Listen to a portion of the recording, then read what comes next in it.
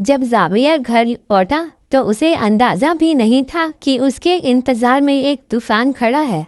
जैसे ही वह अंदर आया, लीला बेगम ने मुस्कान के बारे में सच्ची झूठी कहानियों का ऐसा जाल बुन दिया कि जावियर का गुस्सा 7वें आसमान पर पहुंच गया।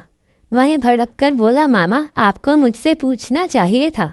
मेरी मर्जी के बिना आपने मुस्कान को घर से कैसे निकाल दिया? लीला बेगम ने बिना झिझक जवाब दिया, मैं तुम्हारी माँ हूँ और तुम्हारे लिए क्या अच्छा है क्या बुरा यह तुमसे बेहतर जानती हूँ। इसी बीच जावियर को अचानक याद आया कि उसका मोबाइल तो उसके पास था ही नहीं। अगर फोन उसके पास होता तो शायद वही वक्त रहते सब कुछ संभाल लेता। अब उसके दिल में एक ही बेचैनी थी, ना जाने मुस्कान उसके बारे में क्या क्या सोच रही होगी। वह सीधे अपने कमरे में गया जहां उसका मोबाइल चार्ज पर लगा हुआ था, क्योंकि फोन पूरी तरह बंद हो चुका था। अब अगर कोई समझदार इंसान होता तो सबसे पहले अपने ससुराल जाता, अपनी पत्नी का हाल पूछता, उसे दिलासा देता। लेकिन जावियर ने पहले फोन चार्ज करना जरूरी समझा।